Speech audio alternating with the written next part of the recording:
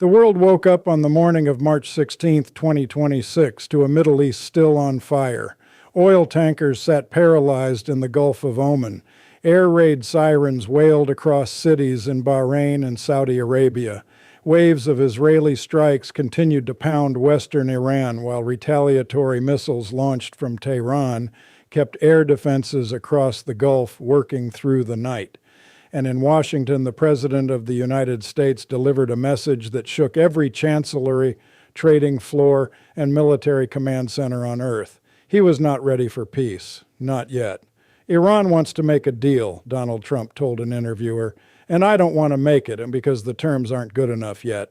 Those words, measured in their delivery but explosive in their consequence, landed on day 16 of what has become the most consequential military conflict of the 21st century.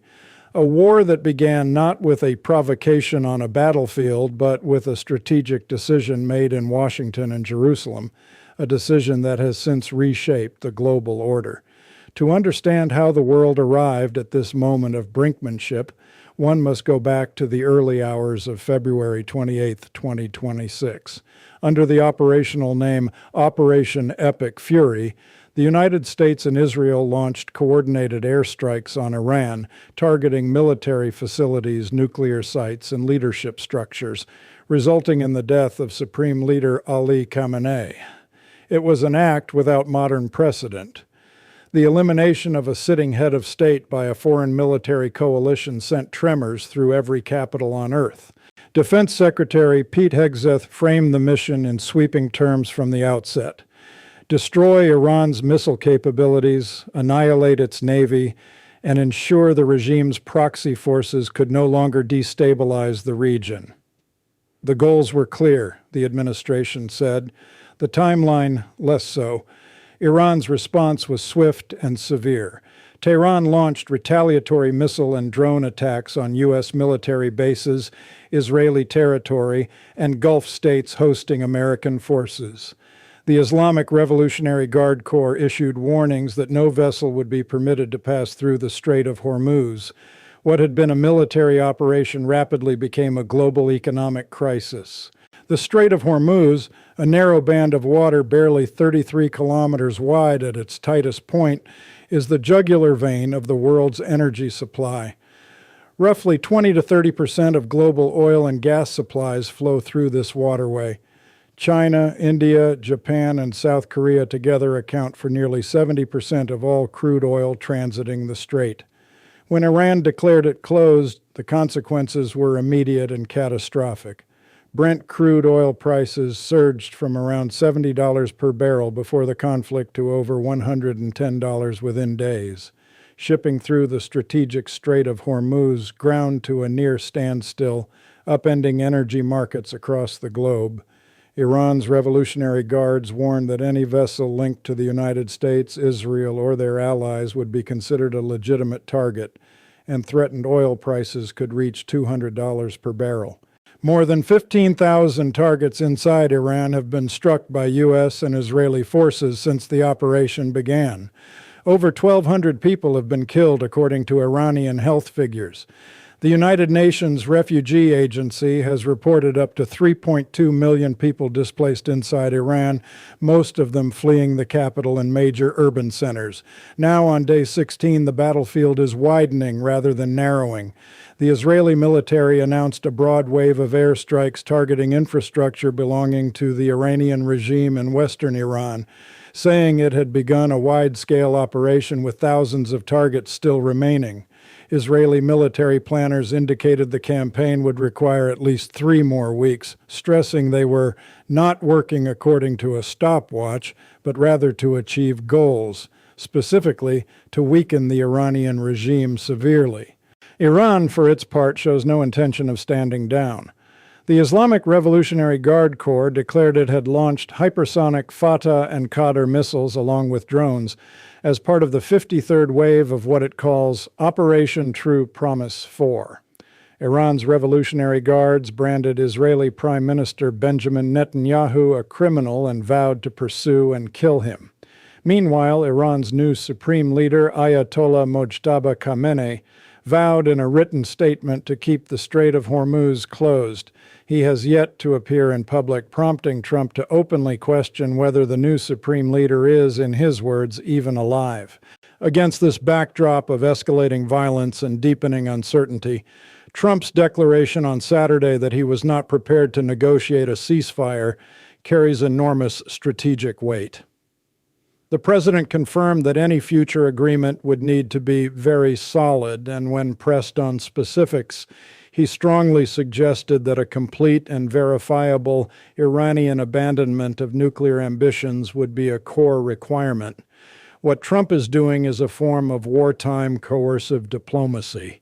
By publicly acknowledging that Iran wants a deal while declaring himself unwilling to accept current terms, he is broadcasting leverage.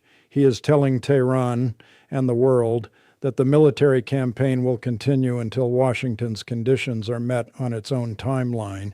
He even suggested that U.S. forces might strike Iran's oil export hub at Karg Island again, in his words, just for fun, a remarkable piece of psychological warfare delivered casually in a telephone interview. He also confirmed that the United States is actively working with other nations on a plan to secure the Strait of Hormuz, calling on the United Kingdom, China, France, Japan, and South Korea to send warships to the region. Trump stated that several countries had already committed to joining the effort, though he declined to name them. But the global response remains fractured. South Korea stated it was closely monitoring Trump's remarks, while Japanese officials indicated the legal bar for deploying naval vessels to the region was extremely high. China, which receives a third of its oil through the Strait of Hormuz, has remained publicly non-committal. The coalition Trump is assembling exists more in rhetoric than in operational reality for now. Iran's foreign minister flatly rejected the premise that his country was seeking American terms. Abbas Araghchi stated that the Islamic Republic had not asked for talks or a ceasefire, saying there was no reason to engage in dialogue with the United States, the country that attacked Iran while diplomatic conversations were still ongoing. This is the central paradox of the current moment. Trump says Iran wants a deal. Iran says it wants nothing of the sort. The contradiction exposes a deeper truth about this conflict. Both sides are engaged in a simultaneous performance, one aimed at domestic audiences, one aimed at each other, and one aimed at the watching world. Trump cannot publicly accept weak terms without losing credibility at home. Iran's leadership cannot publicly beg for a ceasefire without appearing to have been broken by American and Israeli firepower. So the war grinds on, and civilians on multiple fronts absorb the consequences. In Lebanon, Israeli strikes have killed hundreds of people. In Israel, shrapnel from an Iranian ballistic missile struck a building housing U.S. diplomatic personnel. Formula One announced the cancellation of its Bahrain and Saudi Arabia Grand Prix races due to safety concerns, a striking symbol of how thoroughly this war has bled into the fabric of ordinary global life. The economic damage is already generational in scale. The conflict has triggered surges in oil and gas prices, widespread disruptions in aviation and tourism, declines in stock markets, and heightened volatility in financial markets across the globe. Average U.S. gasoline prices have climbed from under $3 per gallon to nearly $4 in just 2 weeks. Trump has dismissed the surge as temporary, a blip that will correct itself once the conflict ends and the strait reopens. But financial markets and energy analysts are far less sanguine.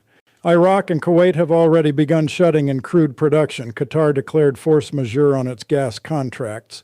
Warnings have emerged that Saudi Arabia and the UAE could face similar pressures if the Strait of Hormuz remains blocked for weeks longer. The global supply shock is not hypothetical. It is already unfolding in slow motion, with each passing day of combat deepening the crater. The disruption has also impacted sulfur supplies, of which Gulf producers account for nearly half of global output, with knock-on effects for fertilizer prices, copper processing, and semiconductor manufacturing, where Gulf helium plays a critical role. This war is not simply a Middle Eastern conflict. It is an infrastructure war against the global economy itself. Strategically, Washington finds itself managing the gap between its declared objectives and the messy reality of open-ended conflict. The Trump administration's messaging has oscillated between declaring the war already won and acknowledging the military still needs to finish the job. Officials have variously said the operation could end soon or that forces may need to go further. The contradiction is not accidental. It reflects genuine uncertainty at the top of the command structure about what victory actually looks like. Trump faces mounting pressure from outside advisors to end the conflict. Israel has reportedly informed Washington that it is running critically low on ballistic missile interceptors. American soldiers have died. The U.S. Embassy in Baghdad urged all American citizens to leave Iraq immediately after the embassy was attacked overnight for the second time since the war began. The human and political costs are accumulating. And yet the president will not deal, not today. What does it mean when the most powerful military nation in history publicly declares it is winning a war while simultaneously refusing to end it? It means the end state is still undefined. It means the war's purpose is still being written in real time, shaped by battlefield developments, by domestic politics, by oil prices, and by the behavior of a new Iranian supreme leader who has not yet appeared before his own people. Trump has acknowledged that the U.S. is unsure whether Iran has mined the Strait of Hormuz, pledging to sweep the waterway very strongly and warning of consequences for any mines left in place. The Pentagon has dispatched additional Marine forces to the region. Naval planning for potential escort missions is reportedly underway. The military machinery of escalation continues to turn, even as the political machinery of negotiation idles in neutral. The world watches. It watches the oil price ticker. It watches satellite feeds over Karg Island. It watches for the moment when terms become good enough, whatever those terms may be, whoever decides them, and whatever is left of Iran when that moment finally arrives. That moment has not come, not today, and in war, every day the deal is not made is a day the world pays the price for someone else's negotiating strategy. The fire in the Gulf is not going out. The question is simply how much the world is willing to burn before it does.